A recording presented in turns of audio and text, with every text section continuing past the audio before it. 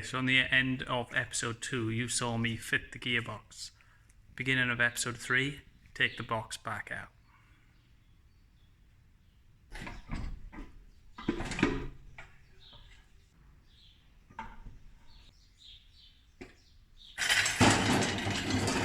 Right, mistake I realise I've made as soon as I fit the box to it was I've not got anything to support the starter motor.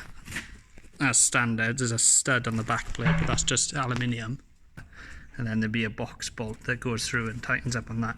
So I need to add probably a stud to this plate that will then go through, and the starter motor will bolt to that. So it's sandwiched to the actual strong metal plate rather than just this aluminium, which I know will definitely flex over time.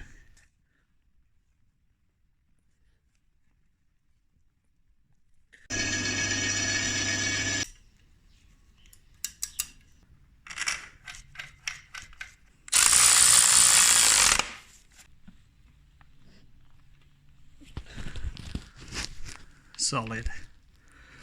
Okay, fit it again. So I've got my giggly assistant with me now. Why are you going so far away? I can't fit you in. Height-wise, I do not. No, Say width for me. no, you were too close. You've got that down there, and If anything, you're too close. lift it up so your face is. There we go. So we've got to get the haircut in. Just had a new haircut. Ta-da! Just did it on the lathe. Right. Okay, if we skip to the work bit. Don't need to shush now. Zip. I feel like I'm part of a nature documentary. You better not be breathing. I'm trying not to. You better be holding your breath. People want a woman breathing down the bloody... They've got to pay extra for that. Yeah. Patreons get the Rowena breathing down the mic experience. What's a Patreon? I think it's basically for... Do you know what I mean? Patrons? I'm not sure, to be honest. Yeah.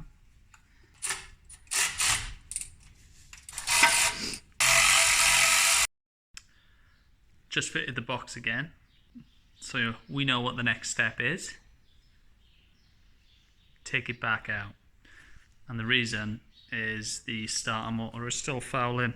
I'll show you this.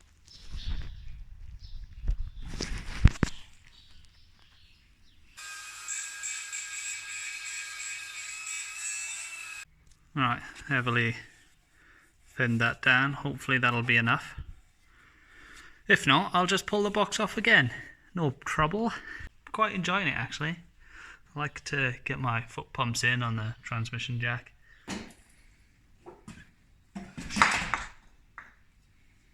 Well saved.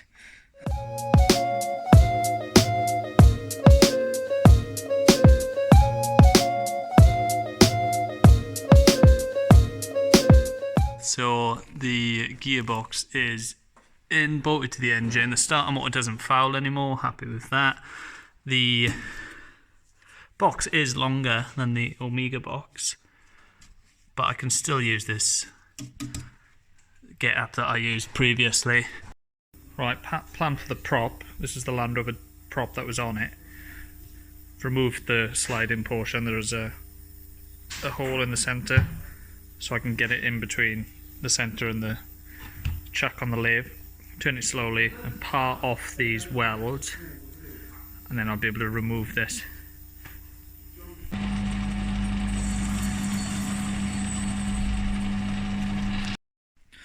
Alright, parted it off. Actually went a little bit deeper than I needed to because my x-ray specs weren't working, and I didn't really know how thick the wall was, but they're still good. It gives me a solid and central like spigot to weld up against. And as you can see, I didn't lose any fingers. So yeah, 4 fingers and a thumb, and then on the other hand 1, 2, 3, 4, 5 fingers and a thumb. Yeah, so happy days.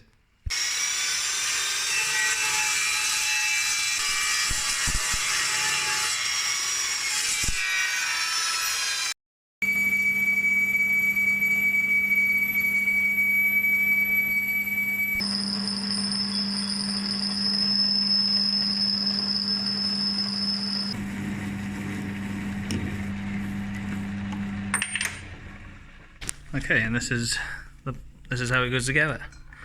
That fits in that, and that fits in the prop.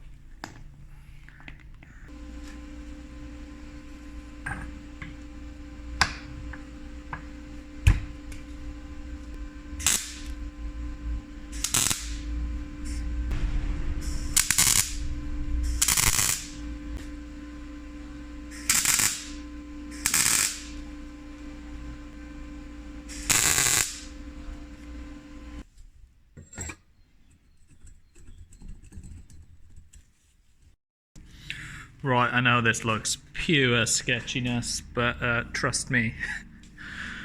Trust me, I got a design technology GCSE. Okay, so the plan here on the van, what I was getting is, because it's a solid axle van, I was struggling to put the DTI anywhere where it wasn't wobbling about. What I was doing, I was putting it on the axle. Christ, there's lawnmowers, planes, and all sorts going on around here today.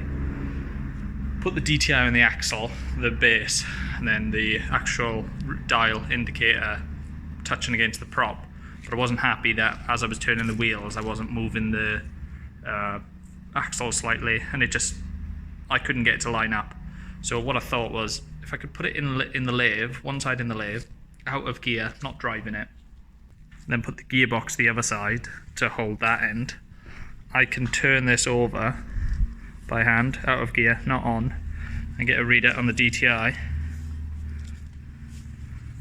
And then weld it in place. And I found if I put a little scissor jack there, a bit of oil on it so it's not gripping, just to fine tune, because otherwise I've got the weight of the prop shaft bearing down on it and affecting it every time I bloody adjust it. So yeah, this is what I'm going with. And it doesn't matter if the prop shaft's dead straight or off at an angle. I'm measuring for throw at this point that I'm welding. So that's what I'm measuring for, eccentricity, rather than if it's at that angle I can still measure eccentricity and straight. Eccentricity, is that even the word I'm looking for? Who cares? This is going to work. Burnout's coming soon.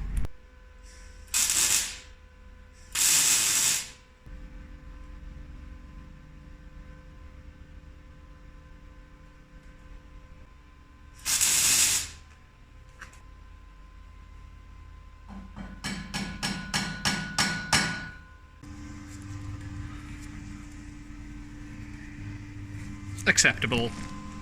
Worst case scenario, it breaks, flails through the truck and kills me. Worst case scenario, it vibrates and I get a prop shop to make one this length and balanced. So the standard MX-5 gearbox mount is this weird brace that basically runs from the back of the box to the diff on the standard car. I obviously can't use that because I got a solid axle. Various reasons it's of no use to me, so I've had to make a mount. Annoyingly, the brace is mounted off center. There's no pre-existing bolt holes to make a mount too easily like there was on the Amiga box. So this is what I've come up with, this weird off-center contraption. People may say that just looks like a load of box section welded together, and they'll be right.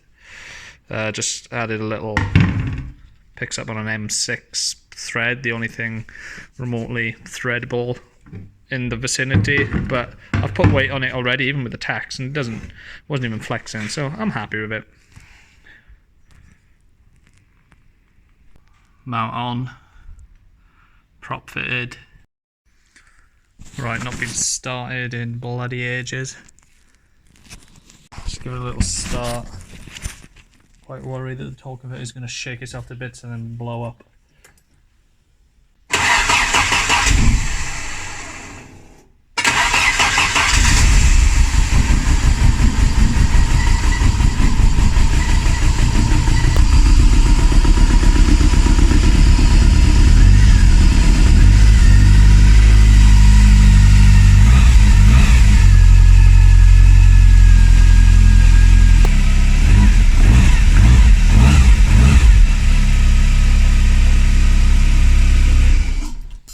Only two of the injectors were plugged in then.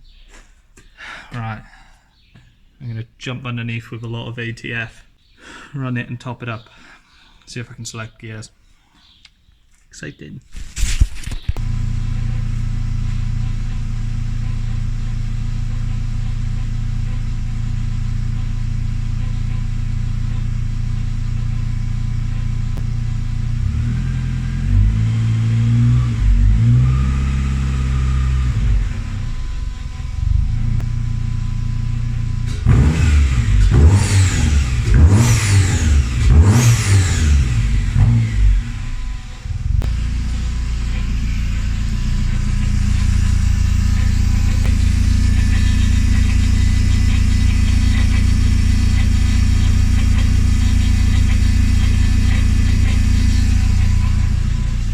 Made by an idiot in a bar.